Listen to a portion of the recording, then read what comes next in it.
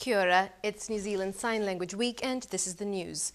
There's mixed reaction to yesterday's budget announcements. The Police Association warns there could be major failures in the service they provide after yesterday's budget revealed there's no change to their funding. Vice President Stuart Mills says they've already lost non-sworn support staff positions, and with no increase in funding, it's likely resources will be stretched. And school trustees are pleased with what the budget provides for schools. Association President Lorraine Kerr says the government has recognized ongoing financial pressures faced by school boards by budgeting an $80 million increase over 4 years. That's a 1.9% increase in operational grant funding, which is slightly above the expected inflation rate. And the government's also signalled it's considering a food in schools type scheme. The budget did not specify an initiative, but the finance minister hinted that non-government partners may be involved. We respect their contribution, and if we take the step of launching a program, the details of that will become clear in a couple of weeks. And the budget has also just revealed that 1,600 caregivers will receive more money for their work. Following a Court of Appeal ruling on disability funding, the Ministry of Health has allocated $92 million over 4 years to pay carers who look after their own disabled adult family members. However, Cliff Robinson, whose full-time job it is to care for his 2 adult disabled children, says that's disgusting. He believes the amount allotted is insufficient recognition of what parents do. And a former caregiver who became a care recipient following an accident wants thousands of New Zealand caregivers to share their experiences.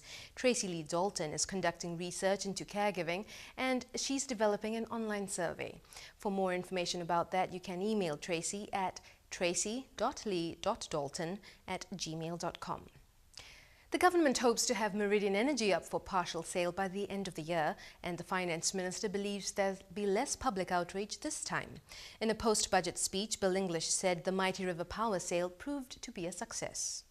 The Mighty River Power had a lot of political discussion around it. I think this time there'll be a stronger focus on the merits of the investment.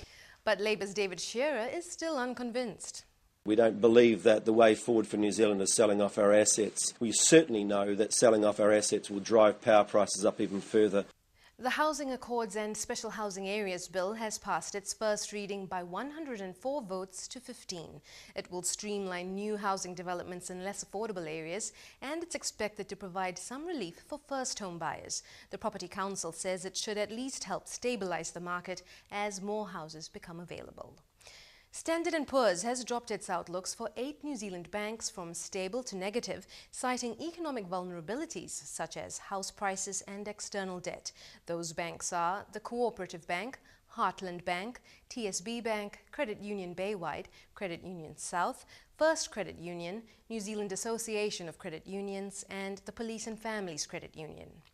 Overseas, a cyclone that slammed into Bangladesh has claimed 14 lives and forced the evacuation of 1 million people. However, fears of catastrophic damage have eased after the storm passed over land and weakened. There are reports of growing lawlessness in Egypt's Sinai Peninsula since the revolution 2.5 years ago. Officials claim the region is becoming home to terrorist training camps as jihadists, smugglers and common criminals find northern Sinai ideal for arms smuggling. The New Zealand Defence Force contributes troops to the multinational force and observers stationed in the Sinai, and we'll bring you an exclusive interview on an upcoming episode of Endzone Focus. And finally, it's the 70th anniversary today of the RAF's legendary dam buster bombings of dams on the Ruhr River in Germany. In 1943, Lancaster bombers dropped a unique bouncing bomb that skipped across the water before hitting and detonating at the dams. 94-year-old Tauranga resident Les Munro is the last surviving member of the dam busters aircrew, and he's in England today attending those commemorations. Well, that's all for now. Thanks for watching. Ka kite.